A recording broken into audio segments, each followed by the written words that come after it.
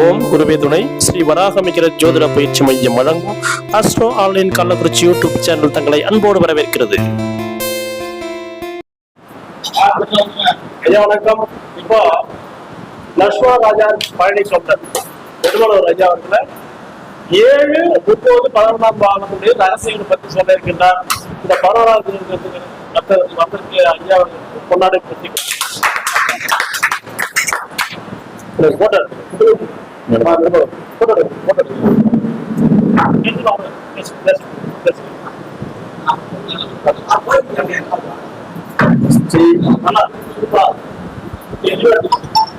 ஸ்ரீ வராகிமர ஜோதிடம் ஆராய்ச்சி மற்றும் பயிற்சி கூடம் ஆசிரியர் நிறுவனர் ஏழுமலை ஐயா அவர்களுக்கும் மற்றும் இங்கு திறனாக கூடியிருக்கும் அனைத்து ஜோதிட வல்லுநர்களுக்கும் எனக்கு நேரடியாகவும் மறைமுகமாகவும் புத்தகத்தின் வாயிலாகவும் அனைத்து ஜோதிட துணுக்குகளின் ஜோதிட கருத்துக்களையும் சொல்லித்தந்த அனைத்து ஜோதிடர்களுக்கும் குருமார்களுக்கும் அவர்களுடைய பொற்பாதம் தொட்டு இந்நேரத்தில் நன்றியை தெரிவித்துக் கொள்கிறேன். எனக்கு இந்த 16வது ஜோதிட கருத்தரங்கிற்கு வாய்ப்பு கொடுத்த ஸ்ரீ வராகிமர ஜோதிடர் பயிற்சி நிறுவன ஆசிரியர் ஐயா ஏழுமலை அவர்களுக்கு மீண்டும் ஒரு முறை நன்றியை தெரிவித்துக் கொள்கிறேன். 16-7-16-25 இந்த 16ஆம் நம்பர் என்றும் 16 ஒரு திருமணம் செஞ்சா கூட 16 பெற்று பெருவாழ்வு வாழும் தான் சொல்றாங்க. அந்த 16 செல்வத்தையும் பெற்று பெருவாழ்வு வாழும் சொல்றாங்க. அப்ப அந்த 7-16-25 அந்த தேதியில போது அந்த 16ஆம் தேதி மட்டும் ஒரு சிறப்பான தேதி. 7 விட 2-5 விட இந்த 16ன்றது. அது போல ஆயில்ய நட்சத்திரம் போய் இப்ப மக நட்சத்திரம் ஓடிக்கிட்டு இருக்குது. மக நட்சத்திரம்ன்றது சுக்கிரன் பிறந்த நட்சத்திரம். கலைகளுக்கெல்லாம் அதிபதியான ஒரு கிரகம் மகம். இப்ப நான் இன்னைக்கு எடுத்துக்கொண்ட தலைப்பு 7ஆம் இடம், 11ஆம் இடம்.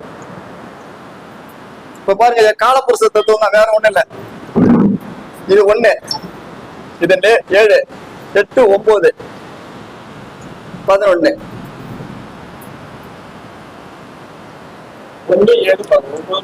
அதான் 7, 9, 11. இந்த 7ஆம் இடம் ஒரு மனிதனுடைய திருமண வாழ்க்கை. 2 சொல்லுவாங்க, 2 இருந்தாதான் 7 வரும். நான் என்னன்னா திருமண வாழ்க்கைக்கு எடுத்த உடனே கண் போடணும். 180 டிகிரி 150 டிகிரில நேரா உனக்கு ஆப்போசிட்ல இந்த 7ஆம் இடம் ஒரு மனிதனுடைய ஆணா இருந்தாலும் பெண்ணா இருந்தாலும் அவங்களுக்கு திருமணத்தை பத்தி சொல்லக்கூடியது 7ஆம் பாவம். திருமணம் மட்டுமா? இல்லை, நீங்க ஒவ்வொரு நாளும் சந்திக்கக்கூடிய நபர்கள் அனைவரும் 7ஆம் பாகம். பார்ட்னர்ஷிப் 7ஆம் பாகம், கூட்டு தொழில் 7ஆம் பாகம், ஒரு சிறு தூர பயணம் 3ஆம் பாகம், அதுல இருந்து கொஞ்சம் தூரம் போனோம்னா 7ஆம் பாகம். பயணங்களை நிர்ணயிக்கிறது இந்த 7ஆம் பாகம். பயணங்களை நிர்ணயம் பண்ணுவதும் 7ஆம் பாகம். அப்படி இருக்கும்போது இந்த 7ஆம் பாவத்துல பாருங்க ஐயா, 7ஆம் பாகத்துல ராகுனுடைய நட்சத்திரம் சுவாதின்னு ஒரு நட்சத்திரம் இருக்கும். உயிர்கள் உற்பத்தி ஆகக்கூடிய நட்சத்திரமே ராகுதான், சுவாதிதான். அதுக்குதான் சிற்பிக்குள் முத்துன்னு வச்சாங்க. அதுக்கடுத்து பாருங்க 9ஆம் இடத்துல வச்சிருக்காங்க. அங்க மூலம் என்ற கேதுனுடைய நட்சத்திரத்தை ஒண்ணு வச்சிருக்காங்க. அதுக்கடுத்து 11ஆம் இடத்துல பாருங்க சதயம் என்ற ஒரு ராகுனுடைய நட்சத்திரம் வச்சிருக்காங்க. இந்த உலக இயக்கங்கள் இயங்கணும்னா ராகு கேது இல்லாம உலக இயக்கம் இல்லை. எல்லாம் சொல்லலாம், 7 கிரகம் 9 கிரகம் சொல்லலாம். இந்த 2 கிரகத்துக்கு அடக்கம் தான் மீதி இருக்கிற 7 கிரகமும். அதுதாங்க 7, 9, 11. அப்ப இந்த 7ஆம் இடத்துல எடுத்துக்கிட்டீங்கன்னா இந்த 7ஆம் இடத்துல 3 கிரகத்துக்கு அந்த சுவாதி நட்சத்திரம் பதவி பிரமாணம் செய்து கொடுக்குது. சுவாதி நட்சத்திரம் சூரியனுக்கு நீச்சத்தன்மை கொடுக்குது, சனிக்கு உச்சத்தன்மை கொடுக்குது, சுக்கிரனுக்கு மூலத்திரிகோணத்தை தருகிறது. ஒரே நட்சத்திரம் 3 கிரகத்துக்கு பதவி பிரமாணத்தை செய்து வைக்கிறது.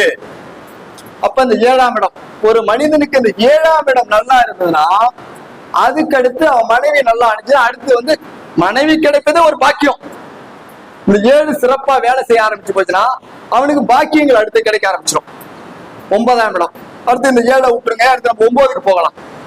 9னா என்ன? ஒரு மனிதனை சபையில கூப்பிட்டு மாலை மரியாதை கௌரவம் அந்தஸ்து புகழ் இதை கிடைக்கணும்னா 9 வலுத்திருக்கணும். ஒரு ட்ரஸ்ட் வச்சு நடத்துறாங்க, ஒரு பவுண்டரா இருக்கிறாரு அப்படின்னா அவங்களுக்கு 9 வலுத்திருக்கணும். ஒரு கோவில் கட்டி கும்பாபிஷேகம் செய்யறாங்க, தர்மகர்த்தாவா இருக்கிறாங்க, அப்ப அந்த 9 வலுத்து இருக்கணும். ஒரு சபையில வந்து அவனுக்கு என்னப்பா பாக்கியம்ப்பா, அப்ப அந்த பாக்கியஸ்தானம் வலுத்து இருக்கணும். ஒரு சிலர் சொல்லுவாங்க கை கெட்டு வாய் கெட்டல, கடைசி நேரத்துல தவறி போயிடுச்சு. அப்ப அது என்ன, நீங்க பாவத்துக்குள்ள பாவத்து போனா எந்த பாக்கியம் தவறி போச்சுன்னு சொல்லலாம். குழந்தை பாக்கியமா இருக்கலாம், திருமண பாக்கியமா இருக்கலாம், பொருளாதார பாக்கியமா இருக்கலாம், அது பாவத்துக்குள்ள போயிடலாம். ஒரு பாக்கியங்கள் தடைபடுதுன்னா இந்த 9ஆம் பாவம் சப்போர்ட் பண்ணா மட்டும்தான் அந்த பாக்கியத்தை அவங்க அனுபவிக்க முடியும். இல்லைன்னா அந்த பாக்கியத்தை அவங்களால அனுபவிக்க முடியாது. எவ்வளவு அதிர்ஷ்டம் திறமைகள் இருந்தாலும் இந்த பாக்கியங்களை அவங்க சப்போர்ட் பண்ணும், இந்த பாக்கியஸ்தானம். அதுக்கு அடுத்துங்க 7ஆம் இடம் வந்து முதல் குழந்தை வந்து 5ஆம் இடம், 2வது குழந்தைன்னு ஒண்ணு பிறக்குது இல்லையா, அது 7ஆம் இடம். ஒரு சிலர் முதல் குழந்தை பிறந்தோன்னு ரொம்ப டல்லா இருப்பான். அடுத்த கரு தெரிஞ்சு 7வது குழந்தை போட்டேன்னா டாப் கீர்ல போட்டு அந்த வண்டி கூட ஓடிட்டு இருக்கும். அந்த 2ஆம் குழந்தையை சொல்லக்கூடிய இடமும் 7ஆம் இடம், முதல் திருமணத்தை சொல்லக்கூடிய இடமும் 7ஆம் இடம். இந்த முதல் திருமண சப்போர்ட் பண்ணலாம், 2வது திருமணத்தை சொல்லக்கூடிய இடமும் 9ஆம் இடம். இது 2 ஃபெயிலியர் ஆகி போய் இது டாப் லெவல்ல இருக்கலாம். 3வது திருமணம் வந்து கூட நினைக்கிறேன், நான் அனுபவத்துல பாத்துக்கிறேன். 3 திருமணம் பண்ணி 2 ஓடி போய் லாஸ்ட் அவன் வந்து நின்று ஓடிக்குது. அப்ப அவனுக்கு 11ஆம் இடம் வலுத்து இருக்கு. அப்ப அந்த 11ஆம் இடம் வலுத்து இருந்தா லாபஸ்தானம் மட்டும் கிடையாது, அது உபஜயஸ்தானம். வெற்றி 3, 6, 11, 10, 11 சொல்லுவான். 3, 10, 11. இந்த 11ஆம் இடத்துல ராகுன்னு ஒரு சதய நட்சத்திரம் இருக்குது. காலப்புருஷ தத்துவத்தின் பிரகாரம் சதம் என்றாலே 100. அப்ப அந்த ராகு நட்சத்திரம் இங்க வலுத்து இருக்கிறதால இந்த 11ஆம் இடம் வலுத்து போய் இருந்ததுன்னா அவங்களுக்கு எந்த ரூபத்திலேயாவது தொட்டது பூரா தொடங்கும், வெற்றிகள் குவியும், வருமானம் பல மடங்கு பெருகும். இந்த இதுங்கய்யா, இதுக்கு வந்து இது வந்து இப்ப கான்செப்டா பொதுவா சொல்லிட்டேங்கய்யா. இதுக்கு அடுத்து பாருங்க, இந்த 3 தான்.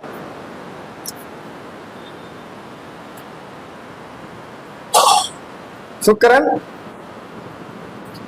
குரு, சனிங்கய்யா.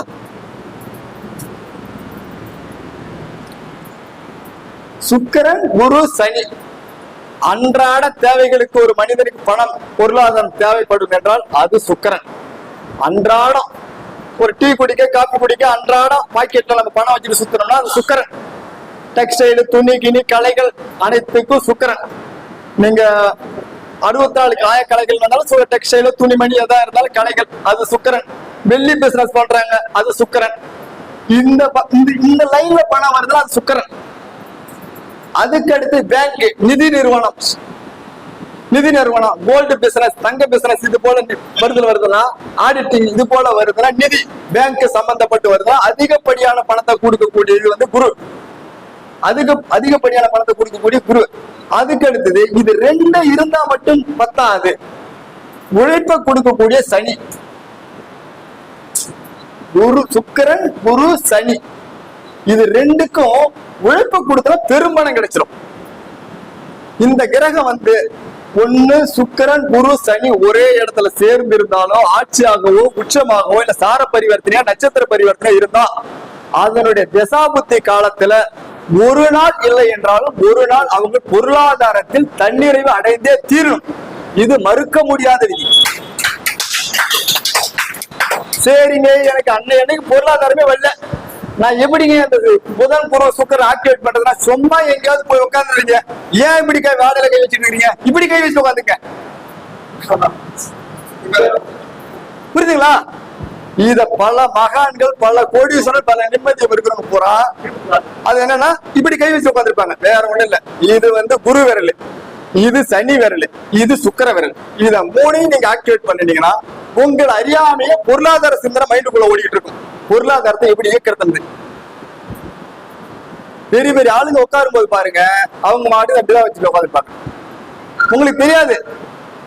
இப்படி இந்த 3 விரல் அவ்வளவுதான். இதுதாங்க 7, 9, 11 ரகசியம், வேற ஒண்ணும் கிடையாது.